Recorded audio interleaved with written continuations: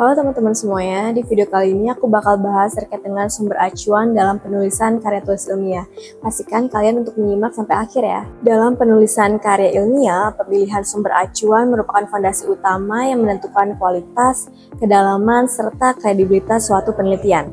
Acuan yang tepat tidak hanya memperkuat argumen, tapi juga menunjukkan bahwa penulis berpijak pada dasar pengetahuan yang sahih dan diakui dalam dunia akademik. Kategori pertama, sumber acuan dalam penulisan karya tulis ilmiah ada sumber primer. Ini rujukan langsung yang berasal dari penelitian atau karya asli. Nilai utama dari sumber primer terletak pada keaslian data dan originalitas temuan yang dihasilkan. Oke, sumber primer ini meliputi yang pertama ada artikel jurnal ilmiah, terutama yang terindeks dalam database bereputasi seperti Scopus, Web of Science, dan Sinta untuk jurnal nasional. Artikel yang menyajikan penelitian terbaru, data empiris, metodologi, dan analisis langsung. Yang kedua ada buku akademik dari penerbit terkemuka, misalnya seperti Springer, Taylor and Francis, Oxford University Press. Buku jenis ini melewati proses editorial yang ketat sehingga dapat dijadikan rujukan ilmiah yang kredibel. Lalu sumber primer lainnya ada disertasi dan tesis, karya ilmiah mahasiswa yang dipublikasikan dalam repositori resmi universitas. Karya ini kaya akan tinjauan pustaka dan juga kerangka teori.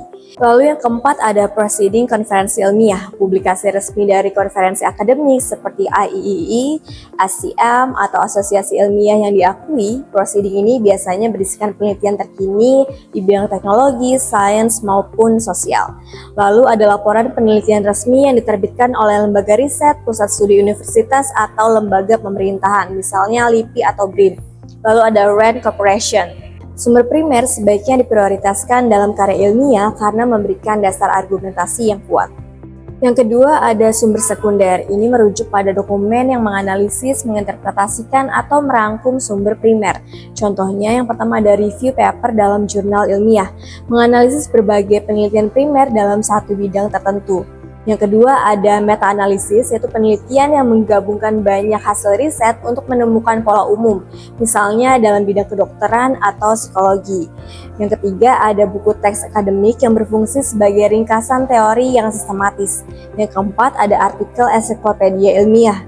Nah, sumber sekunder ini dapat membantu penulis dalam memahami konteks dan juga perkembangan suatu bidang, tetapi harus diseimbangi dengan sumber primernya. Ketiga, ada sumber tersier. Ini berfungsi sebagai alat bantu untuk menemukan sumber primer dan sekunder yang berperan penting dalam tahap awal penelitian. Contohnya kayak bibliografi dan indeks akademik seperti Scopus dan Google Scholar.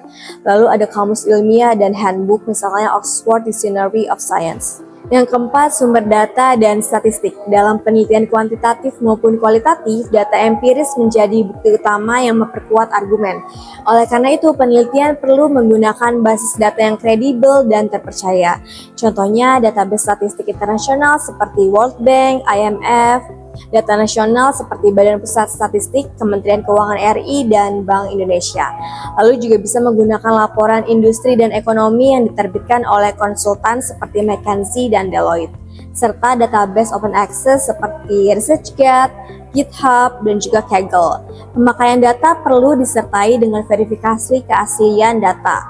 Data mentah tanpa analisis kritis dapat menyesatkan pembaca, sehingga penting untuk memeriksa metodologi pengumpulan data. Yang kelima, sumber resmi dan peraturan. Sumber ini dapat berguna untuk penelitian dalam bidang hukum, kebijakan publik, atau ilmu sosial.